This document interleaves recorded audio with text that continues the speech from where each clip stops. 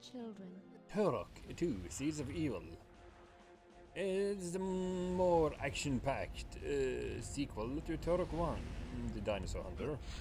Now with more plot, more interesting enemies and more brutal death animation and blood. It's still more of the same though, except that the levels have objectives and there are more dinosaurs this time around. There's more of everything. It also, in turn, makes it a lot more frustrating experience.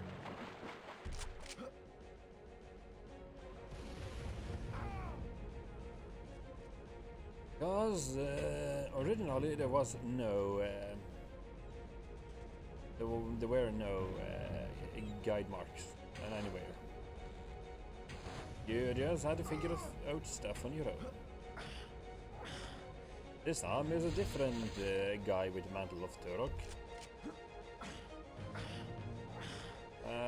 But he's still, well, Turok.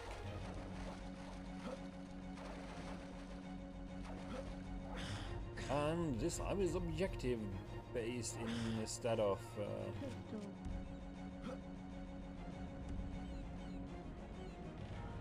Distress beacon. it's objective based instead of just running around looking for some keys the classical style. The levels are also much more intricate and more fleshed out.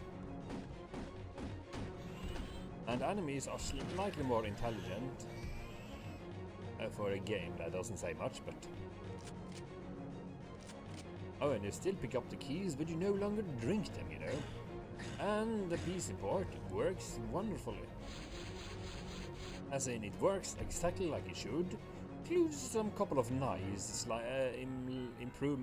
features that improve upon the experience. No, like guide markers. And more accurate gunplay. And more weapons, but that was from the get-go. On the other hand, each fight against an enemy is a much more smaller, self-contained experience because the arena, each area is more packed. But you still have extra lives and you still collect a lot of floating power-ups in order to gain more stat. We can also do headshots this time around. And as usual, 100 of these things gives an extra life.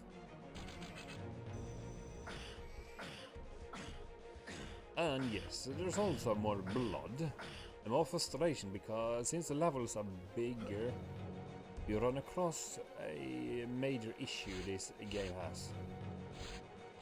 Bigger isn't always better. Because finding the way is so much more... finding the way is not that easy. No, what I mean also, not that easy, but also what I mean enemy is more interesting, right? This one runs around, he throws grenades, and he can punch you if you get too close. And yeah, and he has also several different ways to die and can lose limbs. These ones are just simple, but they are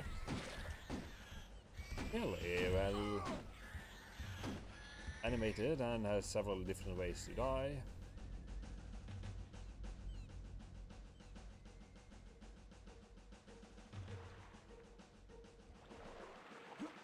So essentially the crux this time around is that the levels are made up of many small sections connected with portals. And each section has has an objective or something, and you often have to backtrack a lot. And eventually the level sort of loops back on itself. The challenge here is that essentially it's just really confusing, and you have a diverse And I thought the Half-Life flashlight was bad. I am Turok. Oh, and you still have his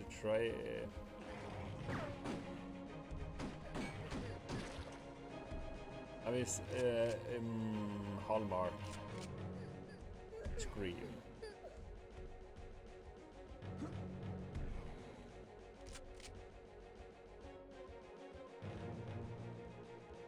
And yes, you have to rescue children.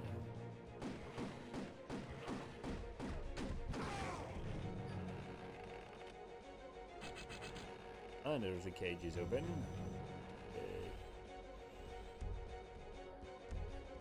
And yes, like I said, there's also a lot more enemy variety. Child rescued. Thank you, Turok.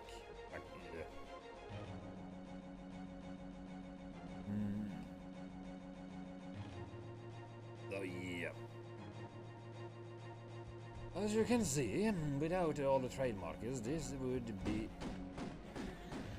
a lot more tricky to navigate and find a way around this place. Still doable, mind you. It's just a bit more, but just a bit very obtuse back in the day. And the music is still kick-ass and really highlights the atmosphere.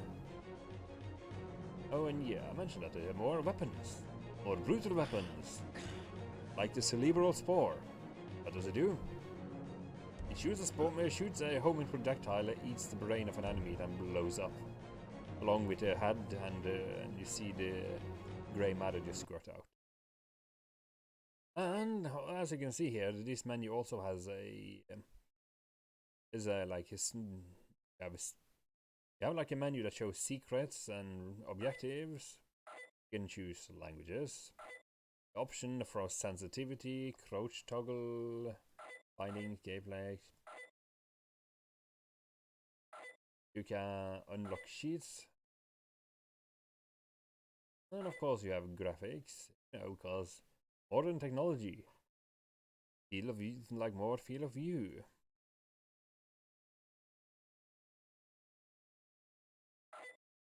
Or display screen information, frame per second. Boss pipeline sync. Oh yeah, it has all the things makes a modern shooter better than old shooters. But the plot is still very bare bones, and voice acting and the audio has not had any attention to it whatsoever. But I didn't really expect that. Oh wait, yes. Also, you still have this very useful map. Trust me, without a map you will not find a way anywhere. And even then, it's very easy to get lost. Some of the hidden places are not actually shown on the map. Oh, you didn't? Oh, you died.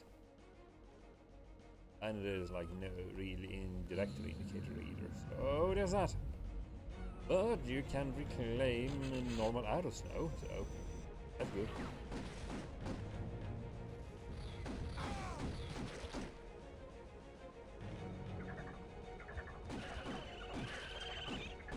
And you also have this Jurassic Park cognatus or whatever they call the ankle biters. Such a pain to deal with. Oh yeah, and you have a ledge to grab. Yes. You can pull yourself onto a ledge.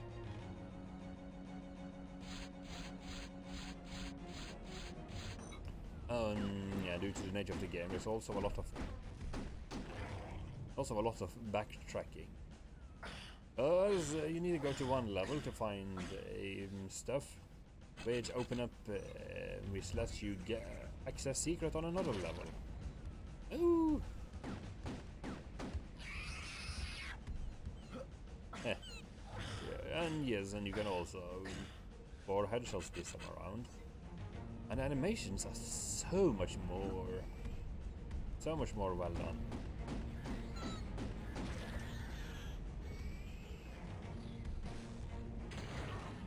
And this is one of the more interesting enemy in the game, right? He has a beam gun. He can melee attack. He's very aggressive. As you can see, you can reclaim arrows now. So it means it's a bit harder to run out of ammo.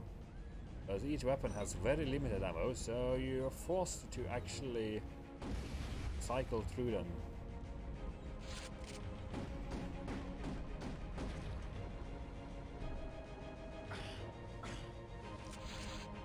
But you can see the markers are really doing their job when it comes to highlighting things you can interact with.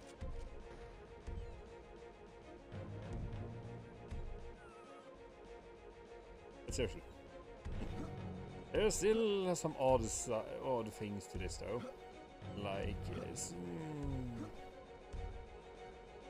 for example, that you cannot really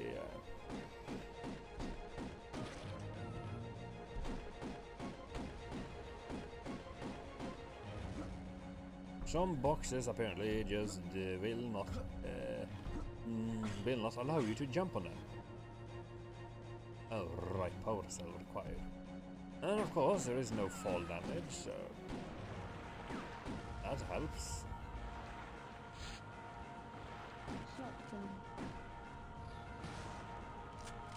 There's the power cell. We just go up here, right? So this is how all missions in the levels are really. And in the whole game. So the only big issue with the whole backtracking is that not all enemies respawn, and due to there not being very many of them, eventually you're just running around in a very shallow, boring, empty level in order to find the last secret.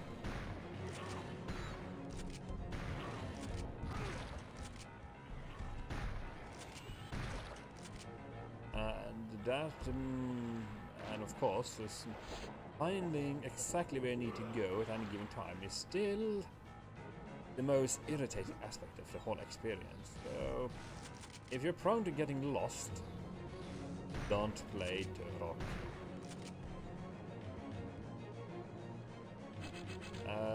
Is the way of sadness, pain, and misery, despite the more linear nature.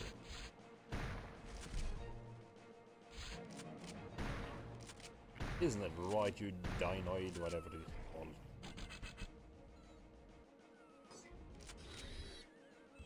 And yeah, due to the nature, right, of the mission, is a couple of these green ones will respawn, and usually the velociraptors will respawn. That's about it. A little bit disappointing, really, because you have to backtrack and there is nothing. Yeah, if you have to backtrack and there's literally nothing out there in this game,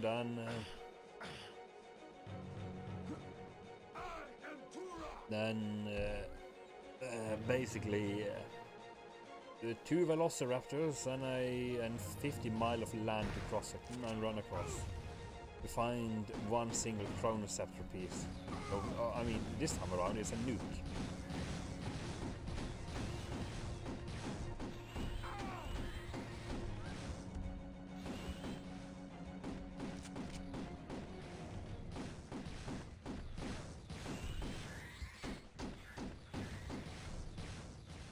Since this is not on a Nintendo 64 anymore, I originally tried the game.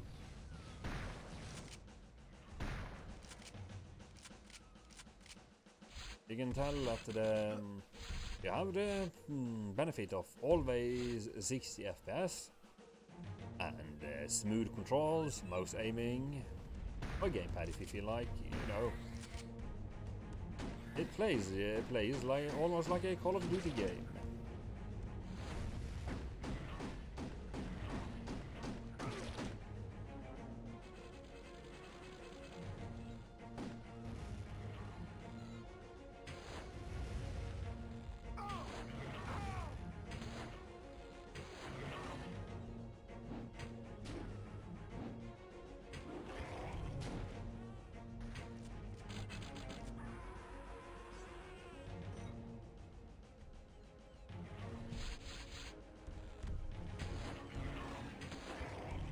course, there is a limited amount of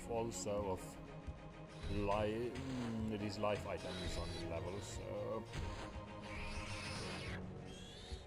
there is a very legit chance that you might just run out of lives. Luckily, the game isn't the most difficult in the world, and quite frankly, most enemies can be ignored.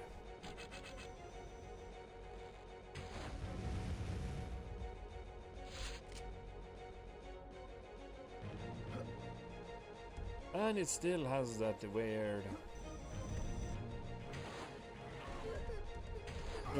if you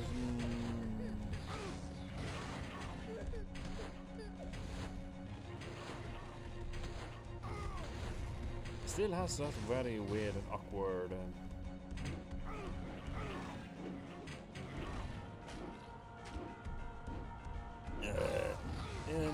you can walk forward and sideways, but if you walk diagonally, the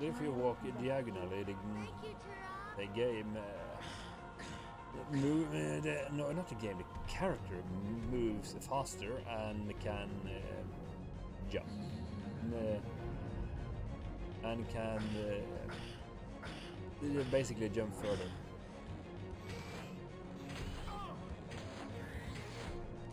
And naturally, all levels are connected with a hub. The way where the keys come into play is that you can complete the level without collecting all the keys. All it really does is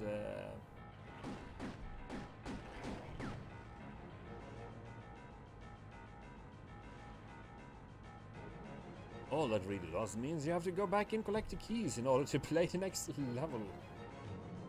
Followed by a little briefing. And of course, this time around, there are some really exciting, beefy boss fights that requires a lot more planning. It requires you to figure out the actual pattern and the strategy behind them.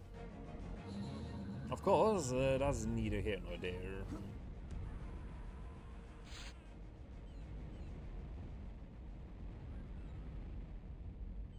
And that's the wrong way. As you can see, like that one respawned. And no, there are no one around here to play with. Almost no one. Yes.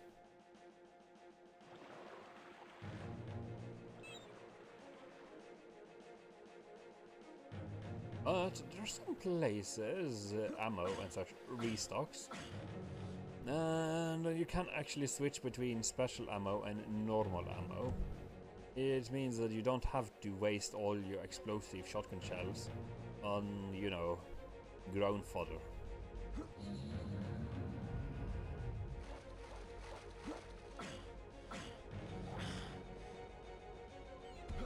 But, like I mentioned earlier, there is a very circular nature to these levels. Now I'm kind of back at the beginning because I walked wrong, I lost my direction. But at least there's no fall damage, and another negative aspect is that there's a couple of invisible walls, which means that in the swamp there is a place that looks like you can jump to, but you can't. And so you have to find a way around because of limitations, and then there's also the fact that there are a couple of underwater segments that are really dickish to deal with. Sure, eventually you will get a underwater a mini submarine thing that gives you really fast underwater speed. But the thing is, you usually get it somewhere after the point where you're starting to drown, in a very long and boring tunnel designed just to use that damn thing. Isn't that right, Velociraptor?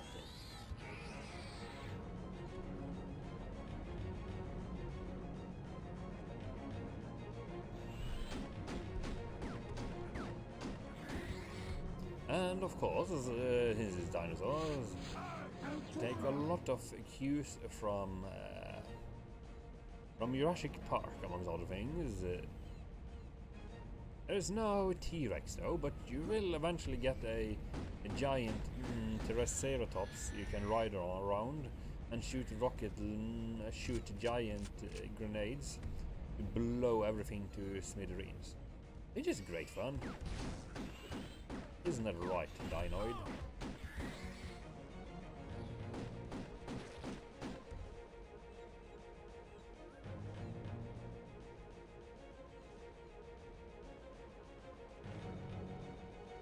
But yeah, it still doesn't really have any dynamic storytelling, which makes it a good game, but it doesn't quite hold up, and the last boss is just really disappointing because you need to chase down all the pieces of the nuke,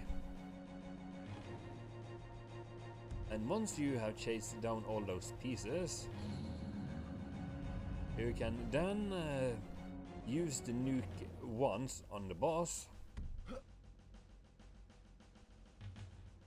and once you have done that, you can actually kill him. But the thing is, to be a bit dickish, there's a lot of weapons you can't use on the boss. Yeah, they literally designed the boss to be able to just remove half your arsenal if you try to use it against him.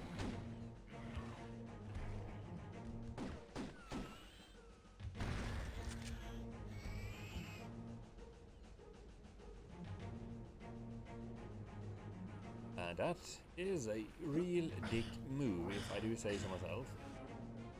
No, it's yeah, the highlight, the whole issue is that the levels are essentially just Labyrinth.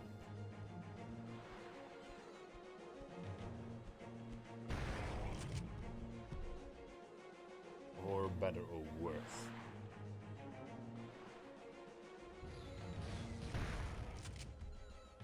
So, due to that design, it doesn't really highlight where you are supposed to go very, very well. It means that you will eventually come to a point where you're just gonna get irritated and lost until you find the right portal and the right secret area or somewhat hidden area to pass on to the next plot place. And of course, you can save anywhere this time around. And there's of course, you can go and visit the very poorly made... How may I assist you? You can also reach the poorly made...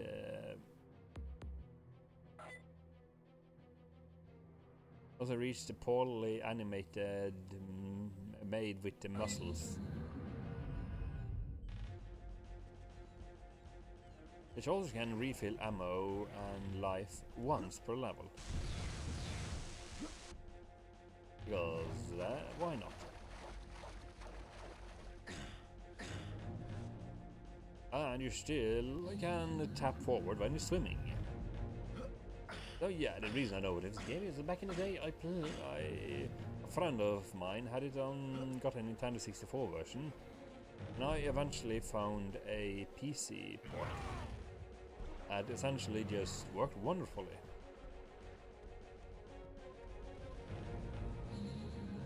Which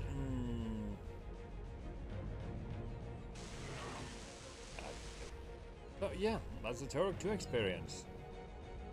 It's better in many ways, but still doesn't quite reach up to the level of, you know, for example, Half-Life.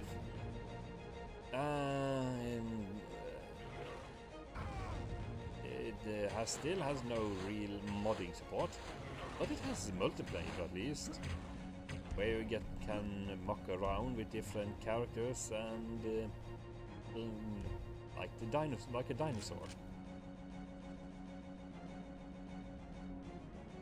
But yeah, that's Turok 2 for you.